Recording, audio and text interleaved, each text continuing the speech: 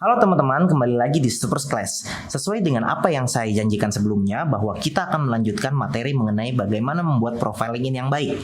Di materi kali ini kita akan melanjutkan pembahasan mengenai bagaimana sih caranya kita memasukkan informasi seperti work experience, education background, skill information, dan juga beberapa informasi tambahan lainnya.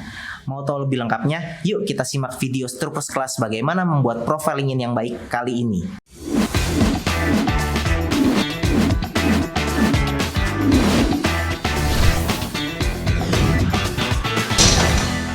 Selanjutnya, setelah kita mengisi summary profile, ya, kita juga diwajibkan untuk mengisi work experience ya di profile LinkedIn kita. Nah, jadi teman-teman bisa lihat di sini ya, ketika misalnya teman-teman buka LinkedIn, kemudian ada dua tampilan. Contohnya seperti ini, yang kiri dan yang kanan. Kira-kira dari dua data work experience ini, teman-teman akan lebih menarik atau akan lebih mengesankan yang mana sih? Gitu ketika dilihat. Pastinya semua orang itu akan banyak pilih yang kanan ya. Jadinya experience-nya misalnya creative director perusahaan apa, kemudian dia menjabarkan satu persatu job description-nya dia. Artinya apa? Ketika kita mengisi work experience ini, kita juga harus mengisi datanya secara lengkap dan detail. Nah, untuk mengisi work experience ini, jadi kita bisa edit di bagian experience dan kita masukkan misalnya title-nya, kemudian tipe employment atau tipe kerjanya, apakah full time atau kerja secara penuh waktu di suatu perusahaan, apa part time, apa freelance, apa kontrak, itu kita bisa masukkan juga. Masukkan nama company-nya. Biasanya kalau memang beberapa company atau perusahaan yang sudah membuat LinkedIn, nanti secara otomatis ketika kita ketik itu akan ada suggestion atau rekomendasi dari LinkedIn, sehingga nanti bisa di-link ke perusahaannya. Lokasi jangan lupa dimasukkan juga, dan juga boleh dimasukkan deskripsi ya. Deskripsi ini jadi terkait dengan apa yang kita kerjakan secara detail waktu di perusahaan itu. Nah, pada bagian work experience ini, jadi saran saya juga teman-teman jangan hanya memasukkan title dan nama company saja. Karena apa? Karena kadang-kadang dari si HR suatu perusahaan ketika kita misalnya ingin melamar ya, atau misalnya dia sedang mencari talent untuk karyawan baru, itu biasanya akan melihat detailnya dari work experience yang kita masukkan di LinkedIn ini. Jadi kita bisa masukkan lokasi perusahaan, jenis pekerjaan, kemudian tahun kita bekerjanya atau tahun kita berorganisasi kalau teman-teman masih di organisasi ya. Serta juga kita bisa masukkan deskripsi pekerjaan yang kita lakukan ya. Bahkan kalau misalnya memang teman-teman punya prestasi, dimasukkan juga di bagian work experience di bagian description-nya. Nah, ini ada beberapa contoh ya dari work experience yang baik. Kita bisa lihat misalnya di sini dia masukkan description-nya per point. Leading brand and marketing creative teams, work with production to establish process ya. Atau contohnya di sini dia bekerja sebagai software engineer di Facebook. Ya, dia itu menceritakan sedikit terkait dengan pekerjaannya dia. Nah, ini adalah contoh work experience yang baik informasinya. Lengkap ya, mulai dari perusahaannya, lama waktu bekerjanya, posisinya dia, apa yang dilakukan di posisi itu ya, contohnya seperti ini. Nah, ini adalah beberapa contoh work experience yang baik yang kita bisa masukkan di LinkedIn. Selanjutnya adalah bagaimana kita memasukkan info mengenai latar belakang pendidikan atau education background di profile LinkedIn kita. Ini juga penting teman-teman ya.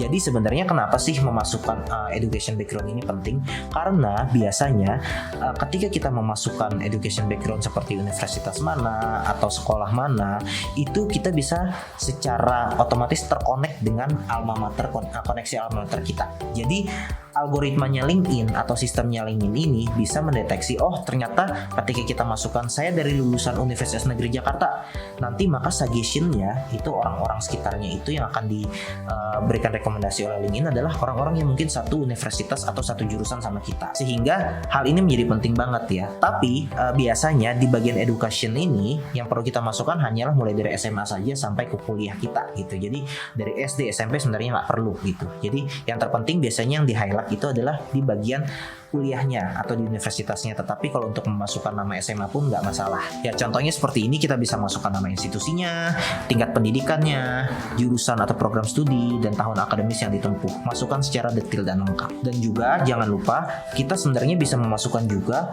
activity atau kegiatan-kegiatan yang kita lakukan ya. Misalnya teman-teman mengikuti beberapa acara simposium atau misalnya seminar atau sebagainya, itu bisa dimasukkan juga di bagian activity dan society ini. Atau misalnya teman-teman itu terlibat dalam suatu gerakan, suatu kegiatan sosial, movement di dalam kampus atau sekolah, itu juga bisa dimasukkan di dalam activity dan society ini.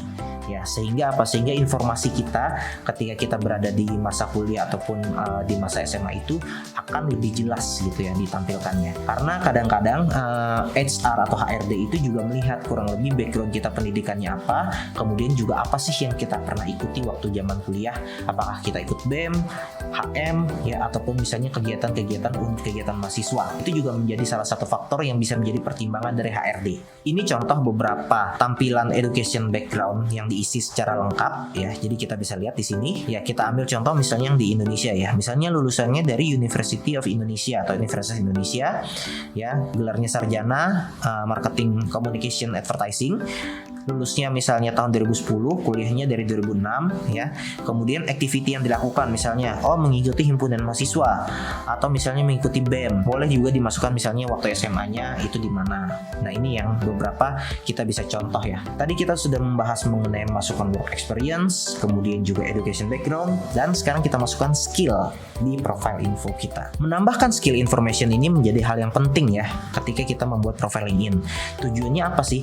Agar orang-orang luar, orang-orang yang ingin merekrut kita, HRD dan sebagainya, setidaknya mengetahui skill kita lebih dahulu sebelum mereka memanggil atau mewawancara kita. Nah, untuk memasukkan skill ini kita bisa klik di bagian add profile section dan kemudian kita tambahkan skill. Ya teman-teman, seperti ini tampilannya. Tujuannya sendiri apa sih untuk menambahkan informasi skill ini? Pertama, ini untuk mempermudah pengguna lain mengetahui kemampuan atau skill kita. Yang kedua adalah agar kita bisa mendapatkan endorsement atau pengakuan dari pengguna atau teman-teman di LinkedIn kita. Karena apa? Karena biasanya nanti di LinkedIn itu kalau kita sudah diakui spesialis di suatu bidang, nanti teman-teman kita bisa tambahkan poin di sana. Dan yang ketiga itu untuk meningkatkan ranking atau skor LinkedIn kita, terutama ketika ada user yang mencari profil kita atau misalnya mencari job roles ataupun misalnya mencari posisi tertentu gitu ya. Kalau misalnya mereka mencari misalnya pakar finansial atau misalnya marketing manager, ketika kita misalnya skill endorsement kita makin tinggi, itu biasanya ditampilkan di LinkedIn di halaman-halaman yang atas ya, di search result LinkedIn yang paling atas. Nah, contohnya kayak gini ya, semakin banyak pengguna yang mengendorse skill kamu, maka kesempatan kita untuk muncul di pencarian LinkedIn itu dengan kata kunci skill tertentu akan semakin besar. Contohnya misalnya, saya mencari content writer. Di sini kan kita bisa lihat ada beberapa nama orang ya yang posisinya itu berada di atas. Nah, ini artinya apa? Dia secara skill endorsement-nya itu mendapat banyak pengakuan dari teman-temannya atau lingkaran di LinkedIn-nya. Nah, teman-teman, di bagian poin penting dalam menambahkan skill ini ada beberapa yang misalnya kita bisa highlight juga ya. Pertama adalah pastikan skill yang kita masukkan itu adalah skill yang memang benar-benar kita kuasai ya. Jadi jangan hanya kita merasa saja gitu. Jadi kalau bisa misalnya kita kuasai dan juga diakui ya oleh teman-teman sekoneksi kita, ya sepekerjaan kita, ataupun misalnya yang berada di dalam organisasi kita. Yang kedua adalah hindari menambahkan skill yang tidak kita kuasai hanya untuk mendapatkan kredit atau pengakuan saja. Misalnya saya cuma tahu gitu ya luarannya aja gitu, tapi saya nggak tahu skillnya secara dalam gitu, bagaimana mengeksekusinya dan sebagainya. Lebih baik kita tidak usah masukkan. Dan yang terakhir adalah pada saat memberikan endorsement atau misalnya kita memberikan pengakuan skill ke orang lain itu, kita juga harus melihat skill orang itu kita ketahui kayak gitu. Kita juga harus memasukkan pengakuan itu benar-benar karena kita tahu. Jangan hanya karena kita cuman asal klik aja endorse gitu, hanya karena untuk mendapatkan endorse balik dari teman-teman lainnya atau dari orang-orang lain yang ada di LinkedIn. Selanjutnya kita membahas bagaimana sih memasukkan informasi lainnya di profile LinkedIn kita. Jadi teman-teman, selain kita bisa memasukkan hal-hal yang tadi, kita juga bisa memasukkan informasi tambahan lain ya. Berupa apa aja? Contohnya misalnya seperti sertifikasi, kursus pelatihan, ataupun kegiatan volunteerisme kita. Kita bisa masukkannya itu di add profile section, kemudian kita bisa pilih apakah license and certification atau misalnya volunteer experience. Selain itu, kita juga bisa memasukkan yang namanya accomplishment atau sesuatu yang pernah kita raih kayak gitu ya.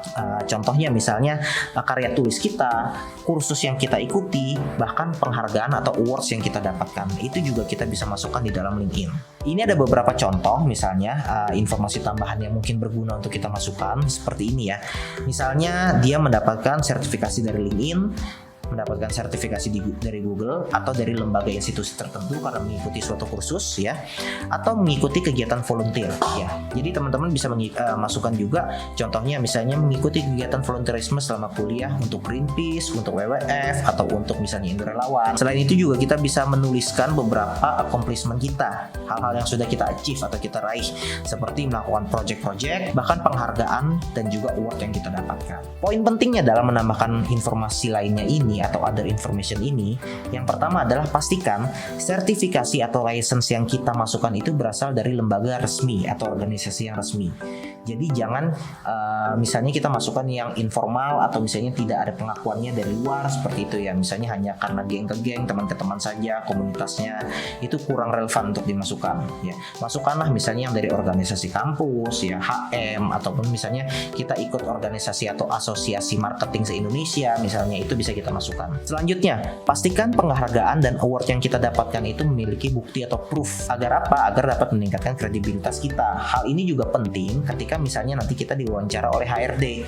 Karena apa? Karena biasanya HRD juga ketika melihat dia ada award nih, pasti akan diminta proofnya juga, kemungkinan seperti itu. Dan yang ketiga, pastikan publikasi atau karya yang kita publikasikan itu mencantumkan link website atau informasi referensi agar pengguna lain itu bisa mengecek dan memeriksa lebih lanjut terkait karya publikasi yang kamu masukkan. Oke teman-teman, demikianlah kelas Troopers Class mengenai bagaimana membuat profiling in yang baik dan benar kali ini. Nah, saya harapkan dari kelas ini kita bisa mempelajari dan juga mempraktekannya ya, agar teman-teman juga bisa membuat LinkedIn secara proper dan juga profesional. Nah, kalau teman-teman ingin mengetahui lebih lanjut lagi materi-materi lain yang berguna, jangan lupa juga untuk tetap subscribe di Troopers Stage by ST Dodo Youth Empowerment. Dan apabila kalian juga ada masukan, saran, ataupun pertanyaan, bisa tinggalin di kolom komentar di bawah ini ya. Terima kasih teman-teman, sampai jumpa.